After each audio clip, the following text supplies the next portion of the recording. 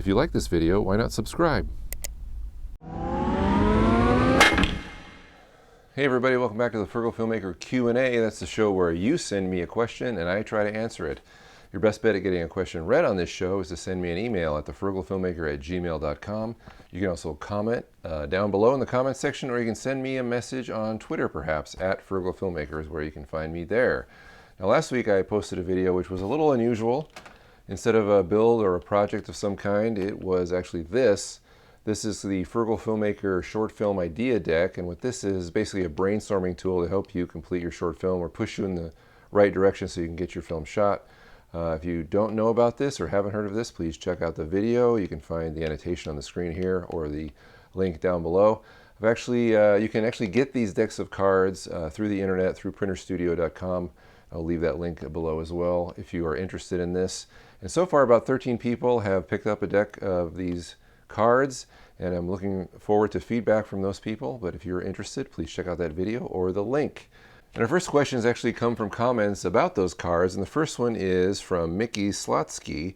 He says, really awesome, I hope you get a bit of money for each of these. And it's true, there is a mandatory markup for those cards. If you decide to sell something that you made on Printer Studio, you have to mark it up a little bit. I took the minimum, which was 10%, and I'm really not interested in making a lot of money as much as I am trying to get those out there. Hopefully people can use them. And it is kind of a marketing tool as well. If you notice on the bottom of each, the back of each card here, it says thefrugalfilmmaker.com, the website to my blog. So that's kind of why I did that. But if I could make them available with no markup, so it was just at cost at the lowest possible price, I would do that too. But that's wasn't an option, so I couldn't do that. Our next comment from that same video is from Joe Deshawn, a YouTuber, who says, I couldn't understand you. Where did you get those images? Can you edit the description to put the URL where you found the images? And actually I did this already. If you look in the description of that video, you will see that the images came from morgueFile.com. And morgueFile is a site where photographers can upload their pictures for anyone to use to do whatever they want, as long as you alter them in some way or you don't try and take credit for the images. You can use them in any commercial or private venue, and so I use them on the fronts of all the cards here. There's different images, 52 different images, or 53 if you include the jokers, and they're all of really high quality. You can find a lot of great images on morgueFile.com. I highly recommend you check it out if you need any kind of images.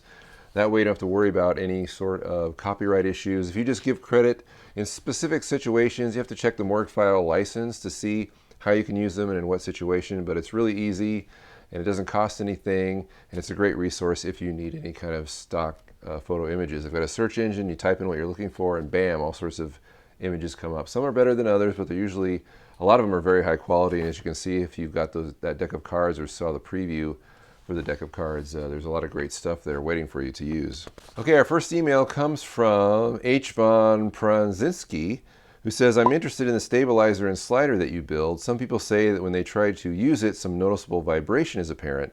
You never mention this and your test shoots are smooth, so should I be concerned about the vibrations or other bumps?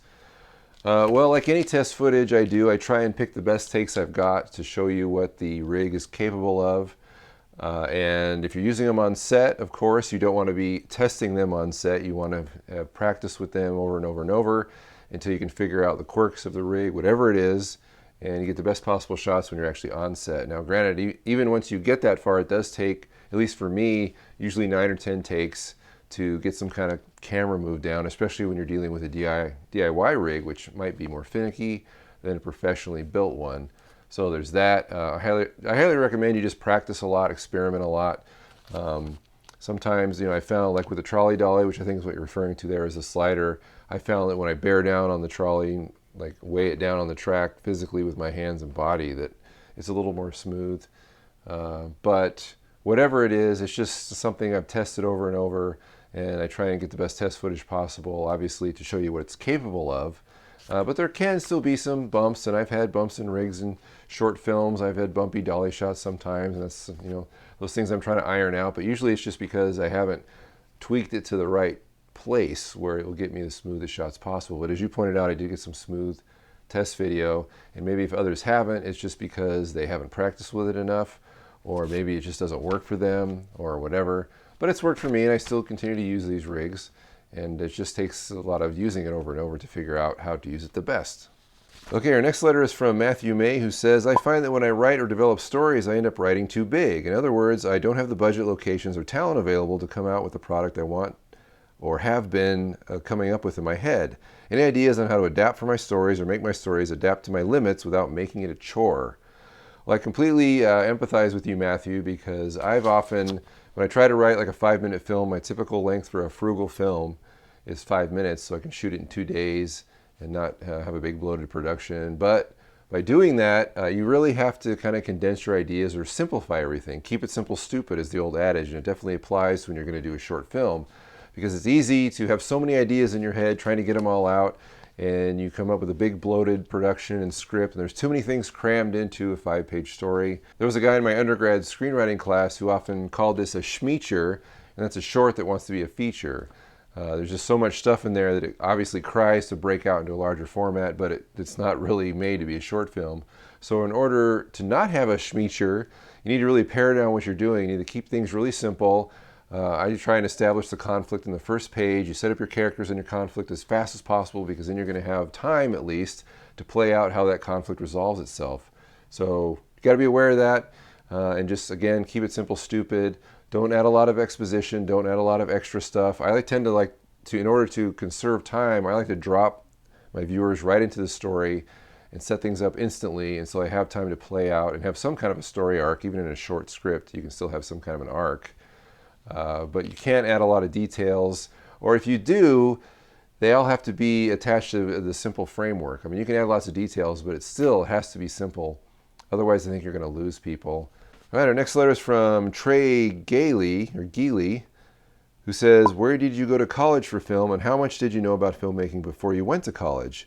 Well, I was self-taught for quite a while, until I decided to go back to film school, or my wife encouraged me to go to film school to get my undergrad. That was at the University of Utah.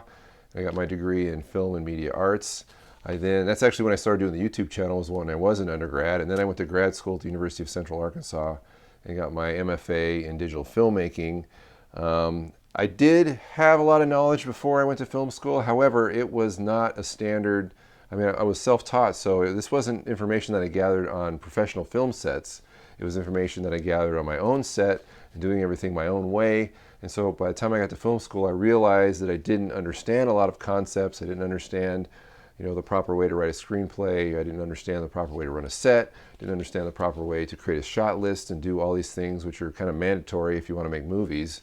But you can get away with doing it your own way. However, film school is a great place, or at least I learned there, because I didn't have professional film set experience. I learned how to really do things, and that's helped me quite a bit since, I think. And I've actually kind of become a hybrid sort of filmmaker. Took a lot of the things that I did beforehand and merged them with a lot of things I learned in film school to kind of create my own style or my own way of doing things. But it was very valuable for me, and I'm glad I did it, and I don't regret it one bit. It was expensive, of course. Getting a degree is expensive, but it was good for me as a filmmaker. I think it made me a better filmmaker. All right, finally we have a question from Twitter. This is from Brandon Tritton, who asks, working on creating a background, fabric versus paper, any suggestions? This is an interesting question. I think, the least expensive method obviously is fabric or bed sheets that you have laying around. I saw another person on the Frugal Filmmaker group. He actually took those disposable plastic sheets that you put on picnic tables. You can get at like Dollar Tree or Walmart, and use those as backgrounds. I guess I don't really know what your background is going to be for. I can only assume it's for like an interview set, or maybe a video blogger setup where you just have one background.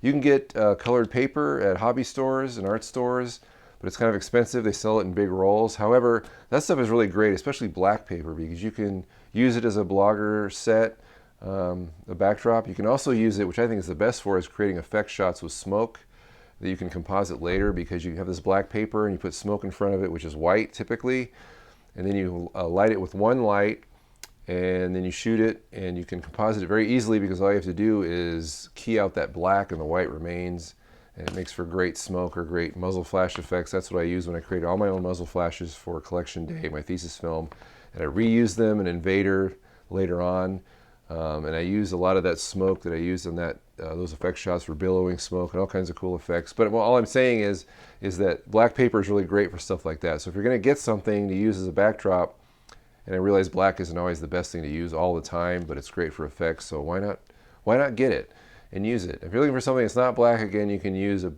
really anything.